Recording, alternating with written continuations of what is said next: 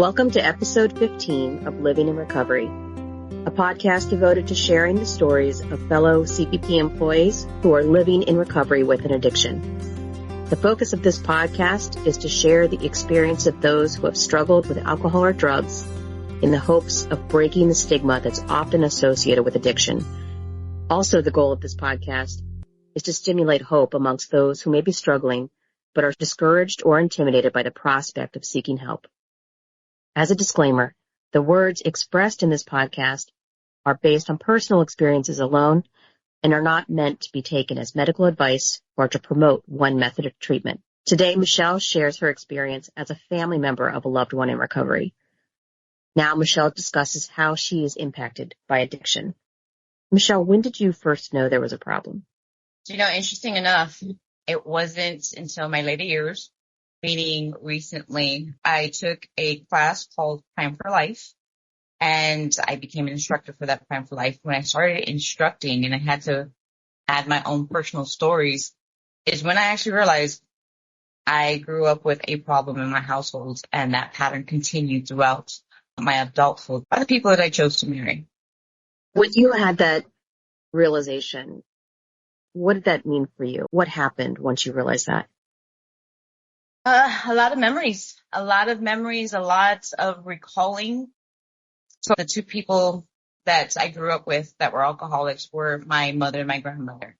I thought it was normal. The town that I grew up in, that was just the norm. All the kids had parents that drank. Every party whether it was a child's party or an adult's party, Christmas, Thanksgiving, there was always alcohol around. So I just thought it was the norm. And then, of course, looking forward, I've been married twice before to two alcoholics. I thought that was normal as well. So just thinking about those instances, going back to my childhood and of course fast forwarding to my early adulthood, it was eye-opening, and I'm not going to say devastating because, when you don't know, you don't know. But now that I know, I can educate others. I can educate my children and let them know, hey, you guys do have the genetic gene for alcoholism. So I can talk to my kids about alcoholism. So I always kind of knew something in the back of my mind, always knew, because I'm not a heavy drinker. I drink socially, but in the back of my mind, or even when I told people, I'm like, I don't want to push my limits because I don't want to become an alcoholic. So I guess I labeled my mother and my grandmother as alcoholics. My grandma was definitely a functioning alcoholic, but I never really put a bad label to it, if that makes any sense. Not until now, looking back, I'm like, oh my gosh, that was bad. And more than likely, that's what caused my mother's death. My mother died from cirrhosis. So again, looking back, she's like, oh my gosh, it was there the entire time. So it's just now that I know, and the way it's impacting me now is do better. Make sure that my kids do not fall in that same pattern. Make sure I don't fall in that pattern. And honestly, just don't be around people that are in that pattern and try to educate them a little bit better. How did their use impact you? I know you said that you didn't realize it until later on in life, what it actually meant, but were there any indications when you were younger that this was a problem that was impacting you in any way? Oh, absolutely. My grandmother, as I mentioned, she was a functioning alcoholic. She actually had a 9-to-5 job. That was my main thing that I remember growing up. But she would come home and drink a 12-pack at night and then get up and go to work like nothing ever happened. On the weekends, it was more likely a case of beer. But on those weekends, I remember my mother cleaning her up. She would sit at that table. She would, pee on herself, sometimes defecate herself. I never saw her vomit. But yeah, my mother would always have to clean up after her. Along with that, I also remember when my mother got into her phase of drinking without fail, she would crawl into the house. It was like her routine. She would crawl into the house, take a bath, and vomit. Like she was vomiting in the bathroom next door, and then come and lay down like nothing ever happened. And then, of course, when they would both drink together, it was quite violent. We're talking knives thrown at each other or bleach thrown in my grandmother's face. It would get violent. So, of course, at that time, you're as a kid, you're like, well, what the heck is going on? But again, when you talk to your friends about it, that was happening in their house as well. So you're just like, oh, okay, I guess this is normal. This is my life. So yeah, that's when it would get violent or, the vomiting, the defecating on themselves and stuff like that. That was obviously definitely a problem. Did anybody ever do any sort of treatment that you remember or try to stop drinking at any point? So first, the treatment, absolutely not. Coming from a Hispanic background where pride is the number one thing just below God, that's not something you do. You don't seek treatment, and that's the way you just cope with life. So treatment was definitely not a thing that happens in my household. Now, I do remember my mother, when my sister got pregnant with my nephew, I was 12 or I was 11. She had him when I was 12. My mother just went cold turkey. Like, she just stopped drinking. And then my grandmother, she stopped drinking, not as much as she used to. She retired from her job, and then she went to move with my Uncle Bob. And she didn't want to expose herself, is what I like to say, to my uncle, who she really was. So she stopped drinking, and then when we moved, she would come over to our house to drink, stay the night, and then go back to my uncle's house. Her stopping drinking was, I guess, intermittent, but it was also shady because she still continued. Up until 1999, when she got diagnosed with breast cancer, is when she stopped drinking. And then, like I said, my mother stopped in 1990 when she found out my nephew was about to be born. So that was the only time, but there was no treatment involved. There was no, hey, can you please stop? Hey, this is not good for you. Hey, your health is affected. Like, there's none of that. You said that now you just try to make sure that your kids are aware that it's, part of their genetic history, that it's, something they might be faced with. How did that go for you when you had that conversation with your kids? They had the look of shock on their face because there's a lot of things that mention that's genetic. And of course, the myth of, having an addiction is genetic or not always plays a part in it. But it wasn't again. So I took the Primer for Life class and started teaching it. And there is an actual genetic gene. So there's 3 of them. Actually, 4 of them. I'm sorry. So 4 of them 3 from my first marriage and then 1 from my second marriage where their fathers were alcoholics. So now we're compounding my mother and my grandmother and their father had, being alcoholics. So I told them, like, hey, you guys have it a lot more than most people because it's not only on just your father's side or just my side, it's both sides.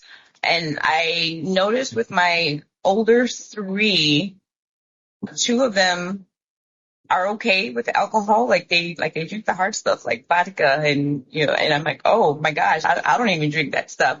But I told them, I was like, hey, just, there's a possibility you might, have develop a problem later on if we don't control it now. And I really hope that my example, or they've noticed I will drink 1 or 2 and then I'm done. Like, there's no need to get blacked out or whatnot. So I'm hoping that my example also plays a factor into that. But they were pretty shocked when they found out that, hey, this is a real thing. This is what I go around teaching people. This is a real thing. It's in your genetics. Just be careful. Also, my older 3, when I was married to my second one, they were able to experience. So they weren't able to experience the alcoholism in their own father because I left him when they were like 1, 3, and 5. So they didn't really experience that, but they experienced it with their stepfather, who again he's a functioning alcoholic, military, police officer, all that good stuff. So he's a functioning alcoholic, and they experienced that, and they'd experienced it to the point where once he and I divorced, they wanted nothing to do with him. And now at the ages of 24, 26, they are coming forward and I'm like, yeah, I scared the crap out of us because, he was not only verbally abusive and emotionally abusive. When I was out of the house for training, he was physically abusive to them too. And I had no idea. Do you think that the alcohol use played a factor in where you are now with him? Oh, absolutely. I have tried to forgive him to a certain extent because, again, my thought process is what happened between he and I has nothing to do with the kids. And we've been divorced for over 11 years now. But when I'm just hearing new info 2 years ago, it angers me a lot more. Not only that, the child I do have with him this last past week, I was out of town. She was with him for the weekend, and she sends me a text. And she's like, hey, if my dad asks, can you let him know that I have plans with my friends this afternoon? And I'm like, okay. And then I respond to her again. I'm like, do you have plans? And she was like, no. He said he has a day off today and he wants to take me home later, but I don't want to stay here. I was like, okay, cool. So he drops her off at the regular time. We come back and she walked in the room. I was like, so what was that about? Like, why didn't you want to stay with your dad? She's like, Mommy, it's bad. She's like, I know I don't tell you everything, she says, but he still gets drunk. He's nice to me sometimes when he gets drunk. And then other times he just sits there and yells. And he yells at me and he cusses at me. She's like, I just go to my room. And I was like, what does his wife do? She's like, she just sits on the couch. So I'm sitting here trying not to have that WTF expression on my face. I'm trying to allow her to be comfortable to talk to me and my now husband about it. But as she's talking to me the entire time in my head, I'm like, holy hell. Like, I honestly thought that this dude was going to get his life together. Like, this is his last chance to be a father. But then he goes on to tell her, hey, sorry, kid, I don't know how to be a father. Now, mind you, he's had 3 children before me, and then he's also had spouts of stepchildren in between. This is his last chance, and he's still not getting his stuff right. It's disappointing. It's disappointing because she loves him and she wants to continue to go there. But it's sad, and it's also sad that he's not changed, not even for her, not even for his last chance. And he had a cancer scare not too long ago. I can only assume it was cirrhosis. And still, he continues to drink and continues to affect her. So it continues to affect me in that manner as well. So it's really hard to forgive him. Like, what happened between you and I, who cares? But the fact that it's going to affect these children long after. Because like I said, my 26-year-old still talks about it. And, she hasn't been in that home or spoken to him in the past 10, 11 years. She's already in the military, already moving on with her life. But that is still one of the sticking points in her life. So it's really hard to move past that when it's still happening. As a mom, that must be hard to have to hear. It is. A huge part of me, of course, wants to be like, you know what, you're not going over there anymore. But then that's not the right thing to do. I do ask her, hey, do you still want to keep going on? She's like, well, yeah, he's my dad. I don't want him to be alone or whatever the case may be, even though he's still married. And she's like, yeah, it's my dad. I still want to go. I'm like, okay. So I basically leave it up to her, but I am ready to pull that trigger and not make her go over there any second. But especially when she was 24 at the time. She was 24 at the time, and she texted me. She was like, we need to talk. And I'm thinking, of course, as a mom, my brain is going everywhere. I'm like, what do we need to talk about? Like, what happened? And then she finally, when we had the conversation, she was like, this is about, and I'm like, okay. Like, what about him? And then she said, oh, when you were gone, he did this. He spoke to me this way. He did this. He did that. And I do remember one instance. I was getting, for my annual training in the military, I was getting sent to England for 3 weeks, and I'm at the airport, and we had just landed at the airport to get ready to get our connecting flight, and I get a phone call from him. And he was like, you better come get this kid. I'm kicking her out. And she was 16 at the time. I said, excuse me? He was like, I told her to do something, and she's not doing it. And she's talking back. He's like, she needs to leave the house. I said, no, sir. I said, that's not happening. I said, if anybody's going to leave the house, it's going to be you. So then I called my daughter. I'm like, what's going on? And she was like, well, he's drunk again. And she's like, how you and I clean the floors, because we used to get on our hands and knees and clean our floors, get them all clean or whatnot. And the 2 little ones were supposed to eat in the kitchen, and he allowed them to eat in the living room. Well, she was the one that actually put the hard work into cleaning those floors. So she was like, no, they need to eat in the kitchen. And he was like, they can eat what they want. And she says, no, Mommy said. He's like, well, your mom's not here. So that's when he called me or whatnot and told me that she needed to leave. And I was like, no, that's not happening. But yeah, that was another drunken stupor. So it's just like things like that are still hard to process and hard to hear, especially when, again, like I thought those instances were what I noticed and what I realized, what I experienced. But then coming to find out there was so much more after that when I was not in the house it's heartbreaking. It is truly heartbreaking. I cannot apologize to my kids enough for doing so. As a matter of fact, my 24-year-old, he'll be 25 in September. We have a relationship, but it's not what it should be. And a lot of that is contributed to his stepfather, where he apparently, according to my daughter, my eldest daughter, my third eldest daughter, told me that he had it worse. He had it worse than she did. So she's been brave enough to come and tell me, hey, this jerk did this to me, but he did so much worse. But I can't tell you what he did because that's his story to tell.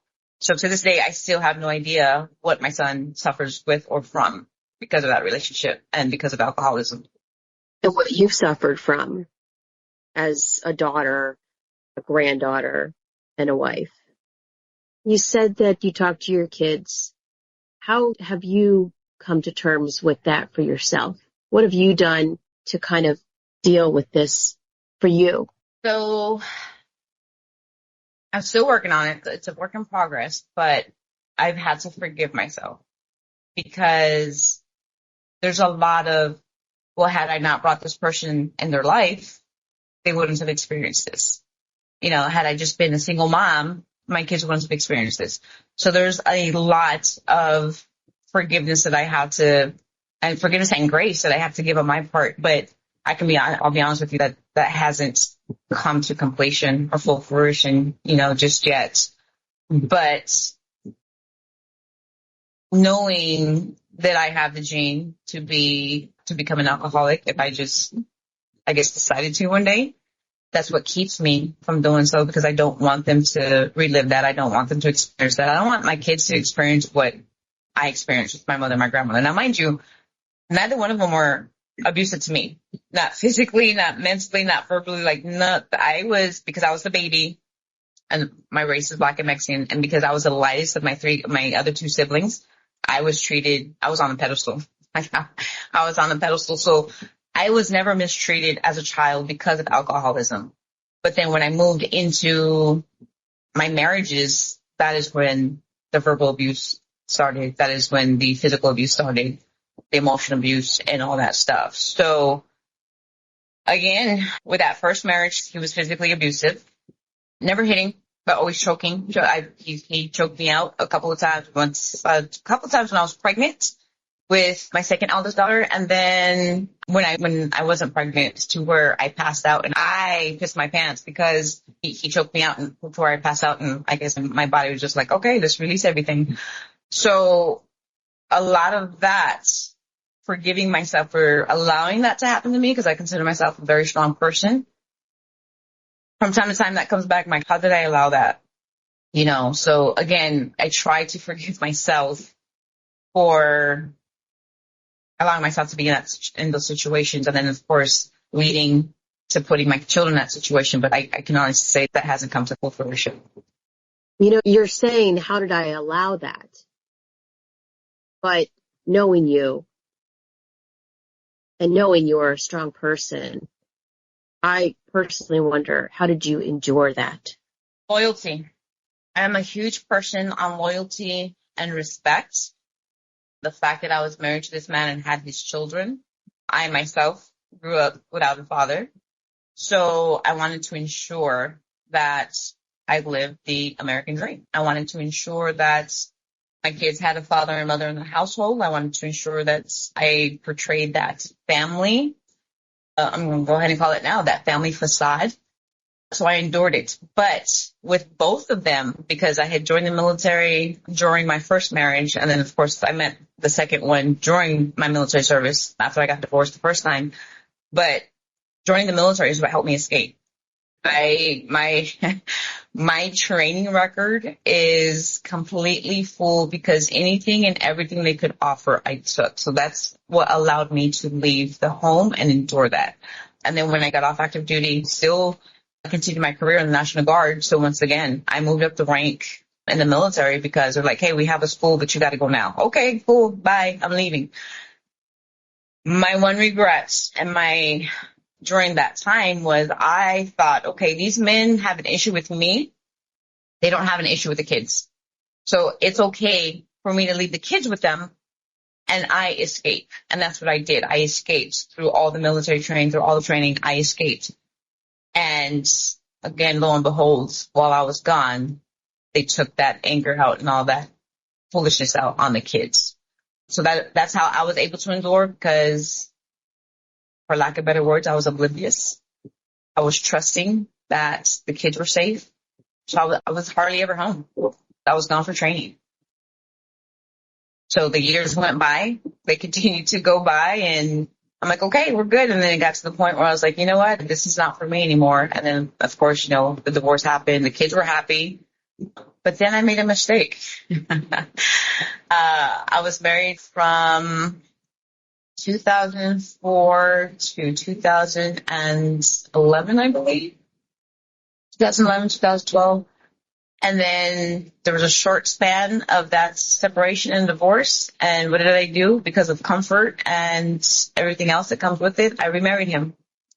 And then, of course, that lasted from 2012 until 2015, where I was like, okay, why did I do this? This didn't happen.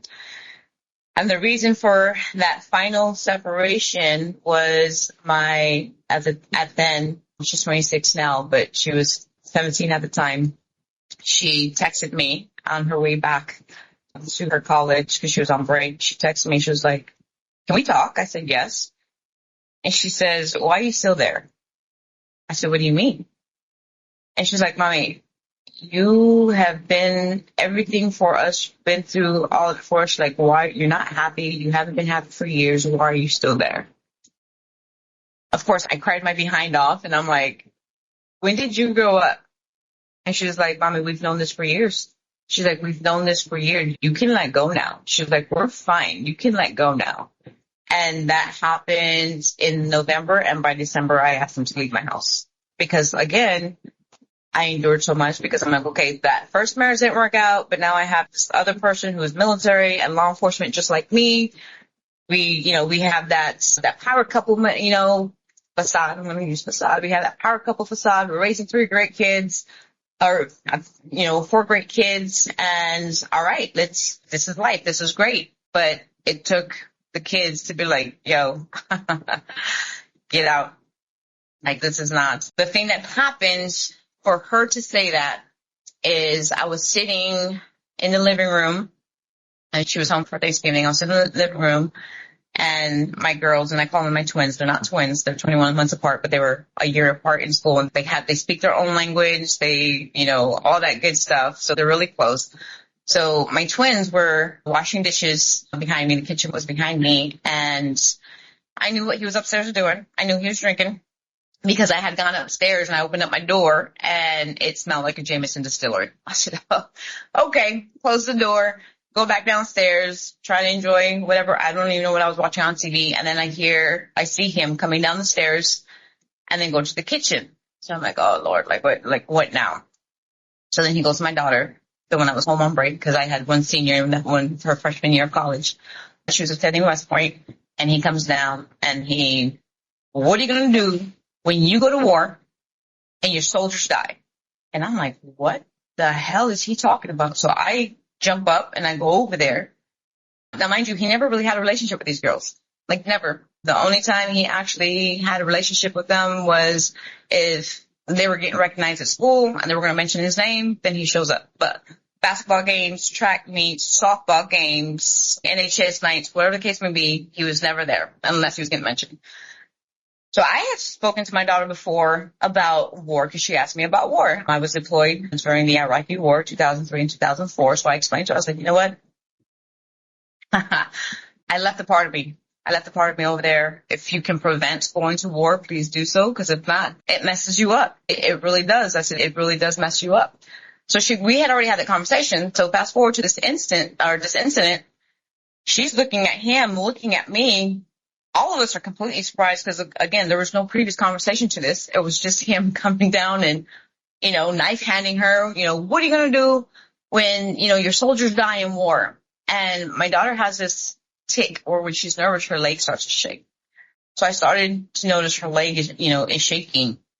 And I was like, hey, I said, we've already had this conversation. I was like, and by the way, normal people don't want to go to war. That's not a thing. And he said a couple of curse words, and I was like, you know what? No, just leave. I said, just leave. So she leaves the house, like she runs out the front door and she releases this yelp, this cry. I don't even know what it was that I can't even replicate, but it was like, it pierces you in your heart because she's hurt and she's scared. And of course, me being a mother, I run out to her and I remember telling her, hey, he's drunk. Let's not worry about this. He's going to go upstairs. He's going to do whatever he's going to do. Don't worry about it.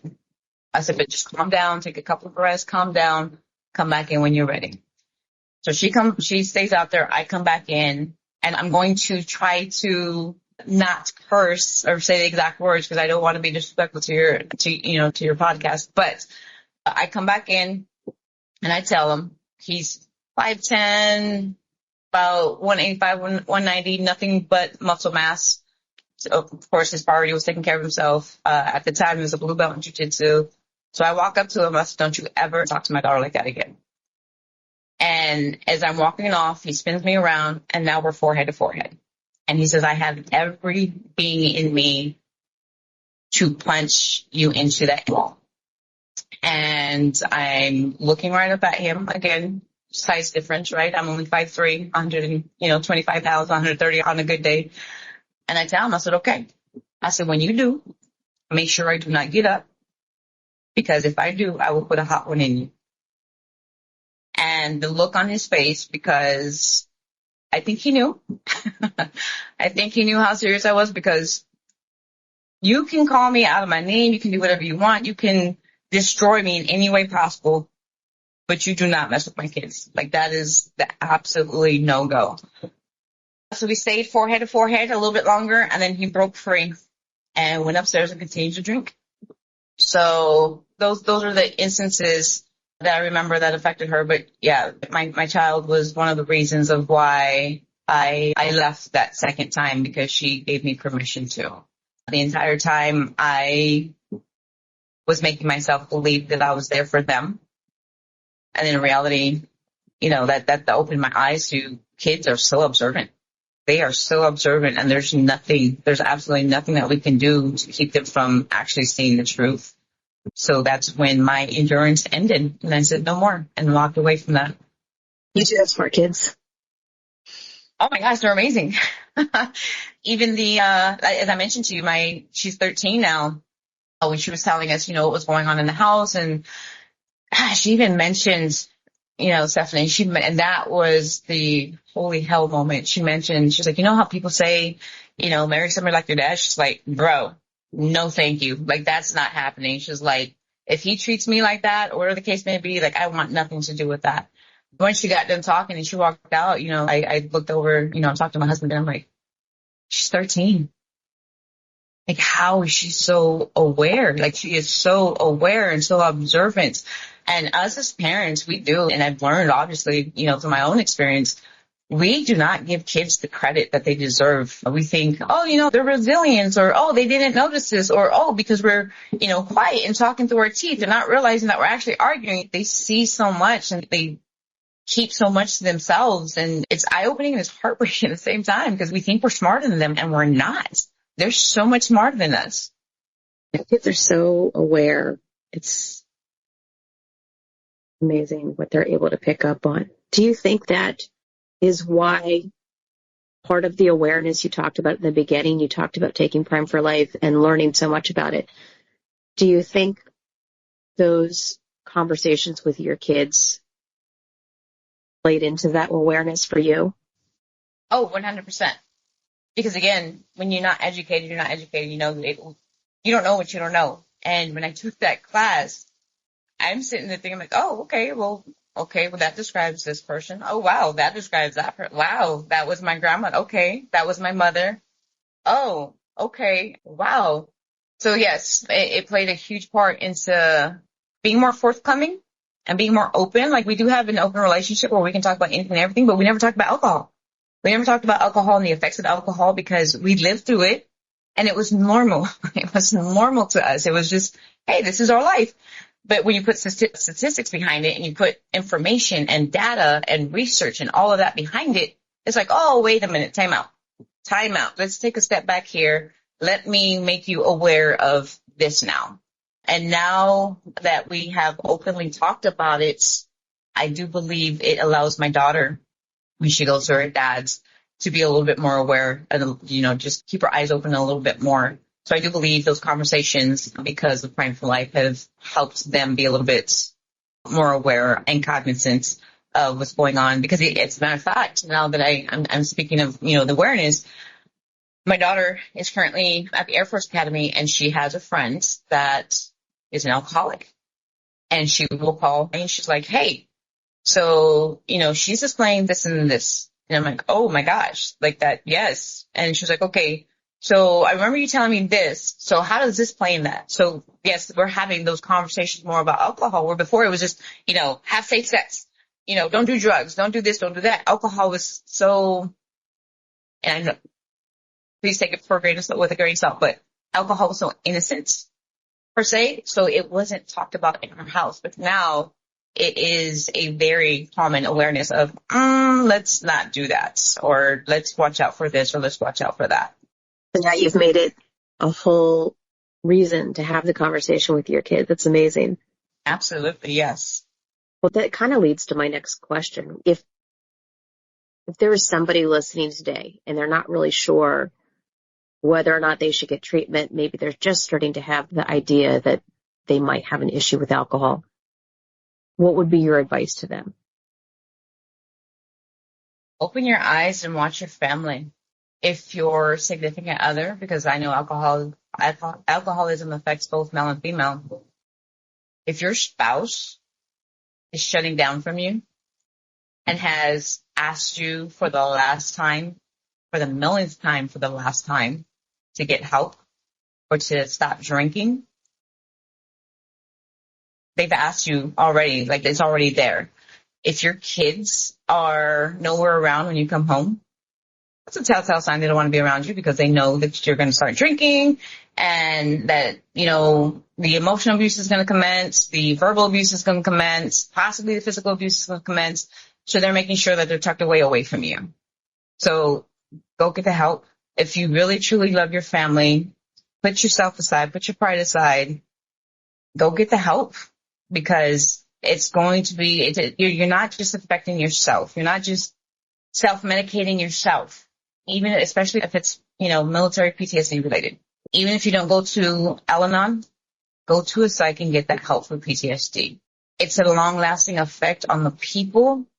Even if your significant other decides to leave you, that lasting effect is going to be there for their lifetime, for the rest of their lifetime. And do you really want to ruin somebody's life like that?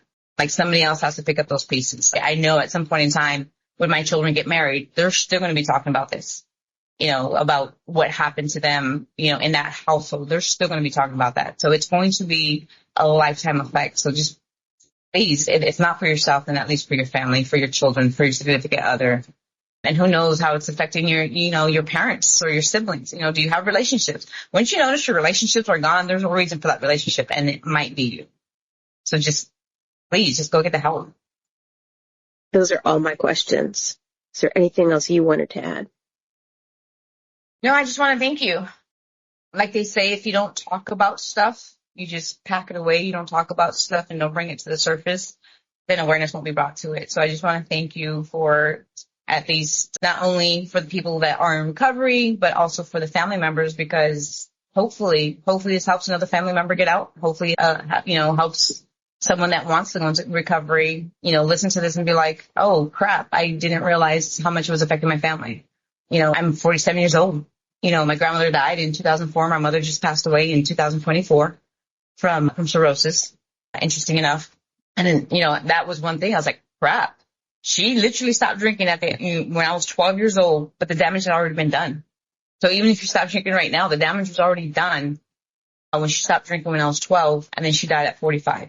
So it still caught up to her. All those years of drinking from the time I was born to the age of 12 for stopping cold turkey, alcohol still ended her life, 30 some years later, 35 years later. So I just want to say thank you. Thank you for bringing a light to this and a light to the family members and giving us a voice. If you or someone you know needs help, reach out to the Employee Assistance Program to reach a licensed professional counselor at 1-800-755-7002. For additional resources related to the Substance and Alcohol Misuse Prevention Program, please visit the CBP Wellness and Resilience Programs page on CBP.net. You can also send questions directly to CBP Resilience at cbp.dhs.gov.